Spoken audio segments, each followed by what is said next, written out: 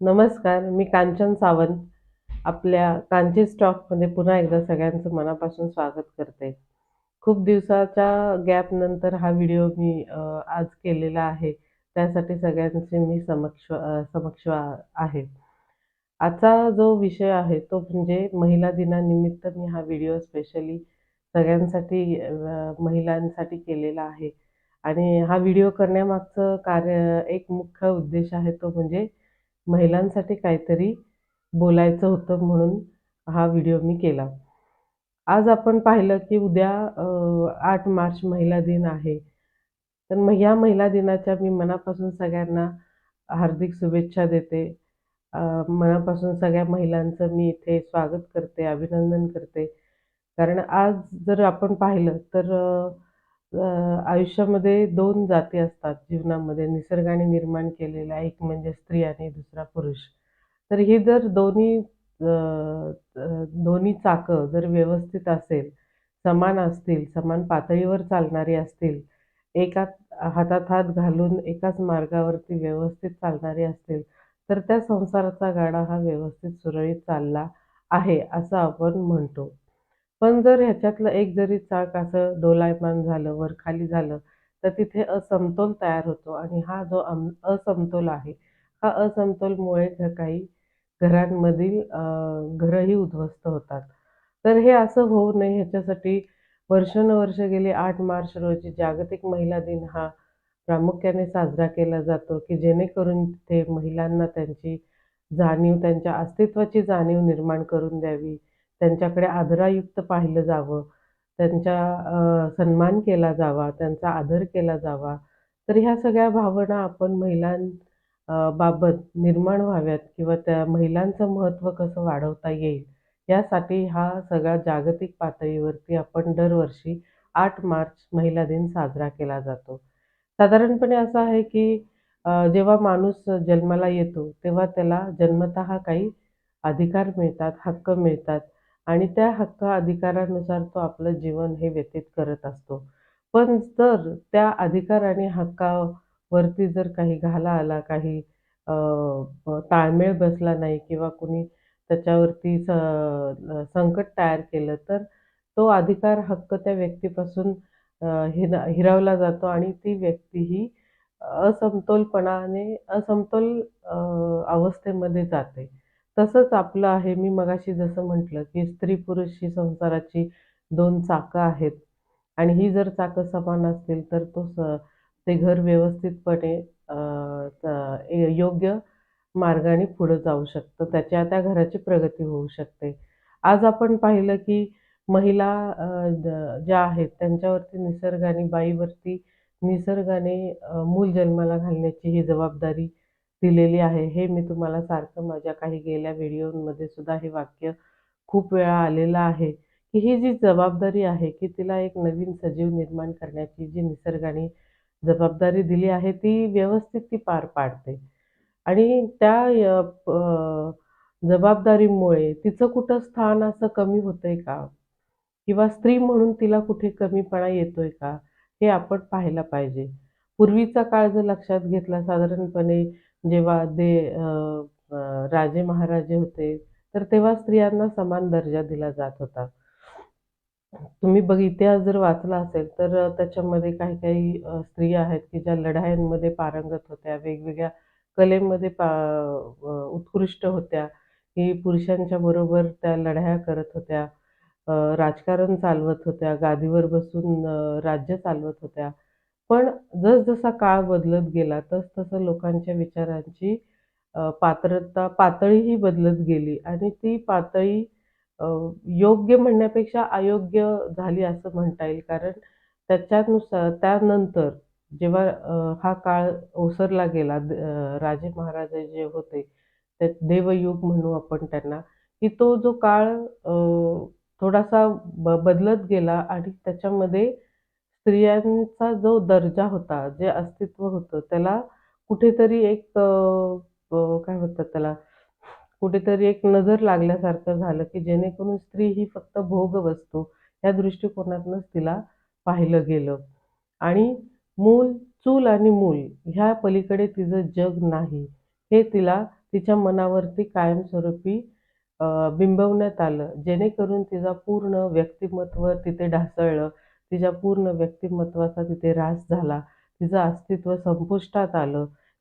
तिचा विकास संपुष्टात आला. ती पुढं पाऊल टाकू शकली नाही. पण असं म्हणतात ना, की जिथे अंधार असतो तिथे कुठेतरी उजेड सुद्धा येत असतो. म्हणजे आपण म्हणतो की नाही, जशी रात्र असते, रात्र संपल्यानंतर सूर्य उगवतो आणि सगळ्यांना प्रकाश देत असतो. त्याप्रमाणे मी असं म्हणते, की स्त्रियांच्या ह्या ज्या असमतोल दर्जा जो दिला गेला, त्याच्यामध्ये कुठेतरी चळवळी सुरू झाल्या किंवा लोकांना, समाजाला असं वाटलं, की नाही, स्त्रियांना सुद्धा आता मानाने वागवलं गेलं पाहिजे. आणि ह्याच्यासाठी वर्षानुवर्ष खूप जे समाजसेवक आहे आपले, जे राज्यकर्ते आहेत, काही व्यक्ती आहेत अशा, काही स्त्री कार्यकर्ते आहेत, पुरुष कार्यकर्ते आहेत, की ज्यांनी मनापासून खूप प्रयत्न केले. शिवाजी महाराजांचा काळ बघितला तर शिवाजी महाराजांच्या काळामध्ये स्त्रियांना इतका चांगला सन्मान मिळाला जायचा, की कुणी वाकड्या नजरेने त्यांच्याकडे बघितलं जायचं नाही.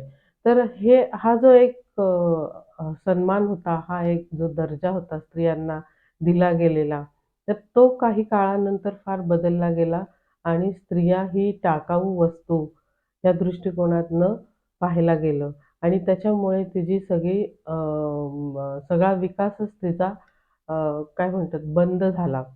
आणि मी असं म्हणते, की आपल्या सावित्रीबाई फुले आहेत, ज्योतिबाराव फुले आहेत, की त्यांना हे सगळं जाणवलं त्या काळी आणि त्यानुसार त्यांनी चळवळ सुरू केली, शिक्षणाचा प्रसार केला.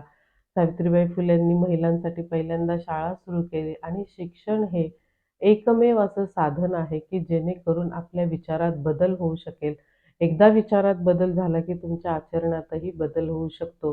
त्याप्रमाणे आपला अ, स्त्रियांच्या कडे बघण्याच्या दृष्टिकोनात बदल व्हायला लागला. आजची परिस्थिती तुम्ही लक्षात घेतली, की पूर्वीच्या मानाने आज खूपच मोठा सामाजिक म्हणा, आर्थिक म्हणा, सांस्कृतिक सगळ्या दृष्टिकोनातनं बदल झालेले आहेत आणि स्त्री ही आता भोगवस्तू राहिलेली नाही किंवा चूल आणि मूल हे तिचं कार्यक्षेत्र राहिलेलं नाही. ती कुठेतरी स्वतःच्या पायावर उभी राहिलेली आहे. पुरुषांच्या बरोबर प्रत्येक क्षेत्रात ती आघाडीवरती आहे.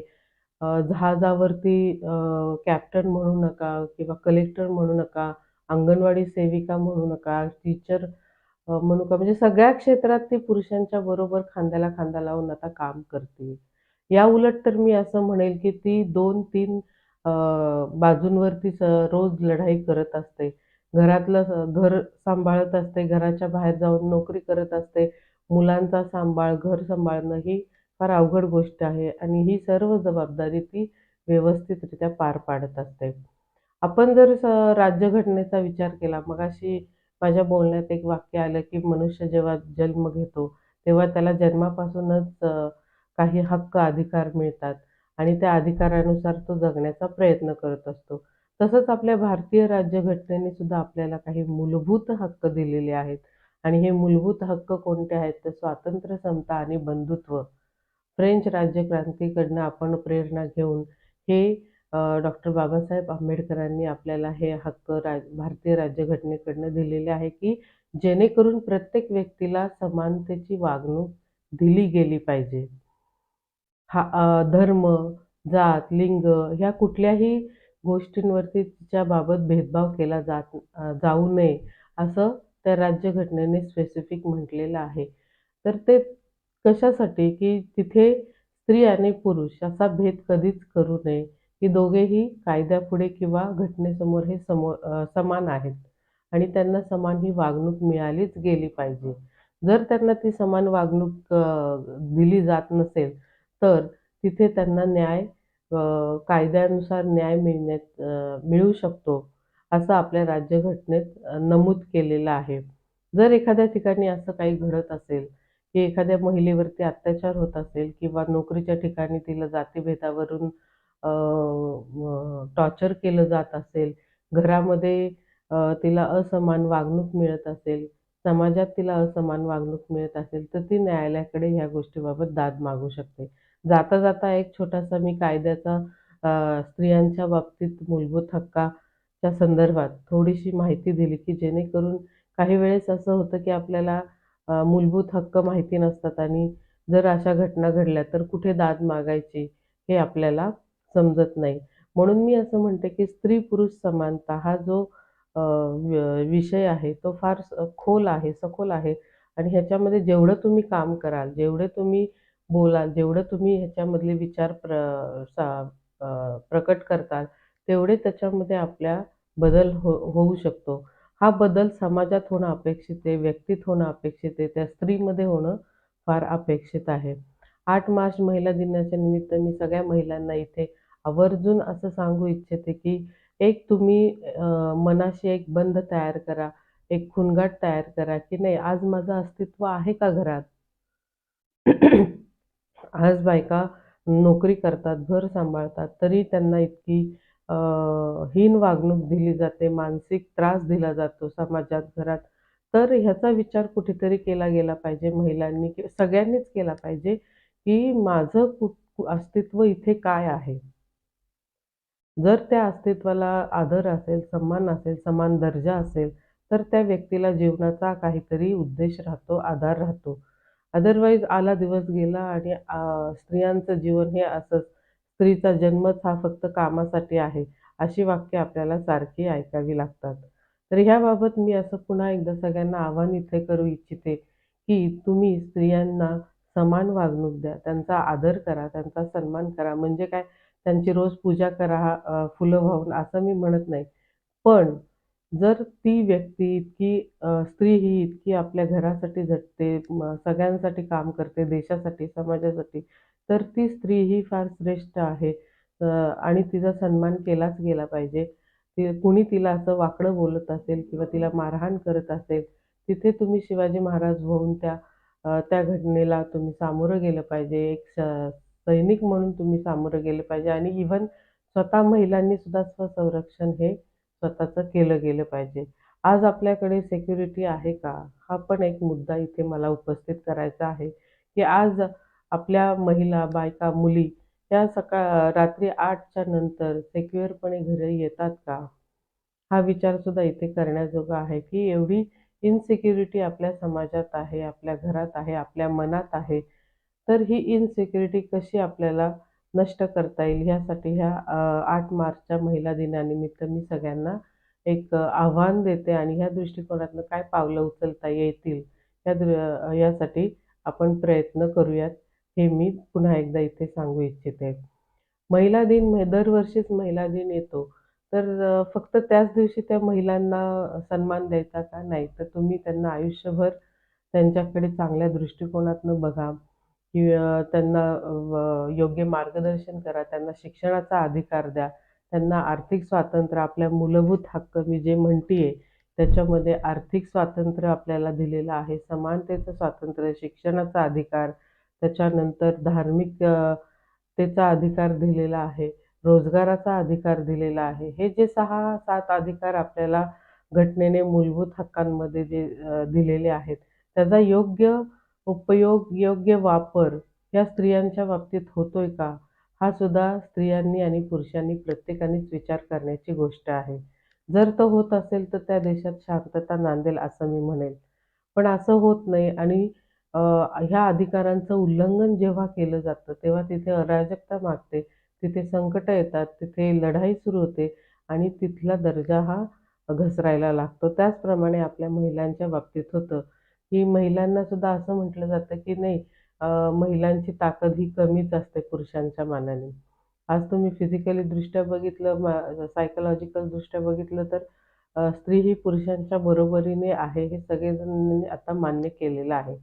तर तिचे जे व्यक्तिगत गुण आहेत, तर त्या गुणांना तुम्ही वाव दिला, हे दिलं, प्रोग्रेस केली तिची, तर ती सुरक्षितपणे, मोकळेपणाने हे स्वातंत्र्याचा ती उपभोग घेऊ शकेल. अन्यथा नेहमी तिच्या पदरात अवहेलनाच पडेल असं मला इथे वाटतं. मी असं म्हणत होते, की मागच्या काही व्हिडिओमध्ये तुम्ही ऐकलं असेल, की अ, आई होण्याची जबाबदारी ही निसर्गानेच त्या स्त्रियांवरती टाकलेली आहे आणि त्याची सुरुवात ही 10-12 वर्षापासून होते, म्हणजे जेव्हा ती मुलगी असते तेव्हा. तेव्हा जर त्या मुलींना योग्य मार्गदर्शन केलं, म्हणजे एक छोटासा मुद्दा इथे जाता-जाता मला सांगावासं वाटतं, की जेव्हा मी काम करत होते, तेव्हा काही ठिकाणी अशा घटनाही मी बघितलेल्या आहेत, की त्या मुलीला मासिक पाळी आली म्हणून त्यांची शिक्षणं बंद केलेली आहेत. आज शहरात ही परिस्थिती राहिलेली नाही. खेडेगावांमध्ये सुद्धा काही-काही ठिकाणी ही परिस्थिती राहिलेली नाही, जिथे शिक्षणाचा विकास झालेला आहे. तिथे हे चित्र फार वेगळं आपल्याला दिसतंय, पण तिथे काहीच अजून सोयी अ, गेलेल्या नाहीयेत. तिथं अजून शिक्षण पोहोचलेलं नाही. अशा भागांचा विचार जर केला, तर अजूनही मला असं वाटतं, की मुलींना ह्या एका गोष्टीसाठी शिक्षणाच्या हक्कापासून वंचित केलं जातं. का तर ती दुसऱ्याच्या घरी जाणार आहेत. आता ती मोठी झालेली आहे. तिला शिकवून पुढं काय करायचंय? नाहीतरी सगळा फायदा तिच्या सासरकडच्या लोकांना, नवऱ्यालाच होणार आहे. तर हा जो दृष्टिकोन आहे मुलींकडे बघण्याचा, महिलांकडे बघण्याचा, ह्याच्यात आता आपण बदल केला गेला पाहिजे. मुलगी जरी सासरी जात असेल, तरी तिला स्वतःच्या पायावर कसं उभं राहता येईल, तिला आर्थिक स्वातंत्र्य कसं मिळवून देता येईल, तिला शिक्षणाच्या संधी कशा मिळवून देता येईल, ह्याच्यासाठी आपण प्रयत्न केले पाहिजेत. मी एक व्हिडिओ असा बघितला होता, की आपले माननीय मुख्यमंत्री आहेत, तर त्यांना एका मुलीचं पत्र आलं, की अ, नाही त्या मुलीला मेडिकलला जायचं होतं आणि पैशाच्या अभावी त्या मुलीला मेडिकलला प्रवेश मिळाला नाही. आणि त्या मुलीने गळफास घेऊन आत्महत्या केली. असं पत्र तिने आपल्या माननीय मुख्यमंत्री साहेबांना दिलं आणि साहेबांनी तिथे अशी घोषणा केली, की ह्याच्यापुढे ज्या मुलींना वैद्यकीय क्षेत्रामध्ये करिअर करायचं असेल, त्यांची फी माफ होईल. तर हे केवढी मोठं पाऊल आहे मुलींच्या शिक्षणासाठी, मुलींना पुढे आणण्यासाठी, महिलांचा हक्क व्यवस्थितपणे बजावण्यासाठी. तर असं जर काही आपल्याला करता आलं, इव्हन त्यांच्याकडे बघण्याच्या दृष्टिकोनात जरी बदल झाला, तरी सुद्धा खूप प्रमाणात सामाजिक क्रांती होईल असं मला वाटतं. काही-काही ठिकाणी तर मी असं बघते, की महिलांना भोगवस्तूच समजलं जातं, की ही फक्त काय कामापुरतीच आहे. त्याच्या पलीकडे तिचं आयुष्य नाही. तर हे सगळं आता इथे आपण स्टॉप केलं पाहिजे आणि ह्याला शिक्षण हे एकमेव पर्याय आहे.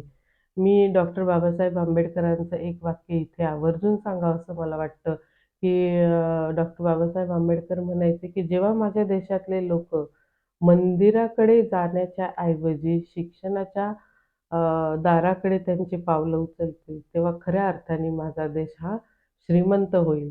आणि जर श्रीमंत व्हायचं असेल, तर शिक्षण हे फार महत्त्वाचं आहे आणि त्याच्यामध्ये महिलांना पुढं आणणं, त्यांच्या दर्जांमध्ये अ, बदल करणं, त्यांच्या अस्तित्वाची त्यांना जाणीव करून देणं, त्यांच्या प्रगतीला हातभार लावणं, त्यांचा संपूर्ण विकासाला हातभार लावणं, ह्या गोष्टी शक्य होण्यासारख्या आहे.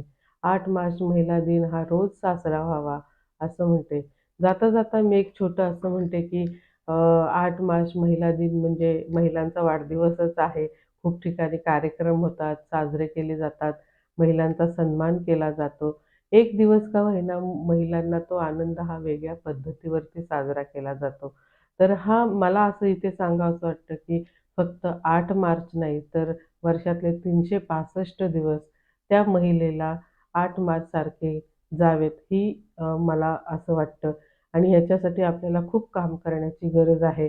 प्रत्येकाने या गोष्टीकडे बघण्याचा दृष्टिकोन हा बदलायला पाहिजे. महिलांचा सन्मान केला पाहिजे. त्यांचा शिक्षणाचा त्यांना अधिकार दिला पाहिजे. समानतेचा अधिकार दिला पाहिजे. तेव्हा कुठे आपली महिला ही व्यवस्थित, सुरक्षित आणि सांस्कृतिक आणि आर्थिकदृष्ट्याही सबळ होईल.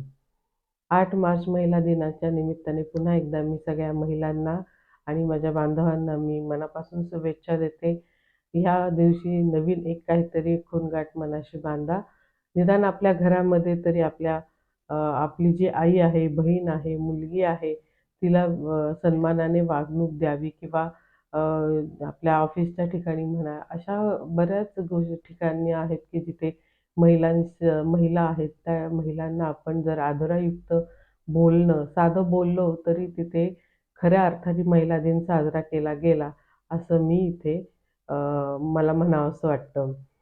तर व्हिडिओ करण्यामागचा उद्देश एकच आहे, की इथे महिलांना महिला दिनाच्या निमित्ताने त्यांच्या अस्तित्वाची जाणीव करून द्यावी. त्यांच्या अंतर्गत जे काही गुण आहेत ते त्यांनी ओळखले पाहिजेत आणि त्यांनीसुद्धा एक पाऊल पुढे टाकून आपल्या गुणांना वाव देऊन आपला विकास केला पाहिजे. असं मी एकदा पुन्हा इथे महिलांना आवर्जून सांगावसं वाटतं आणि सगळ्यांना पुन्हा एकदा महिला दिनाच्या हार्दिक हार्दिक शुभेच्छा. धन्यवाद. माझ्या या चॅनलला जर तुम्हाला व्हिडिओ आवडला असेल तर तुम्ही सबस्क्राईब, लाईक आणि शेअर करा.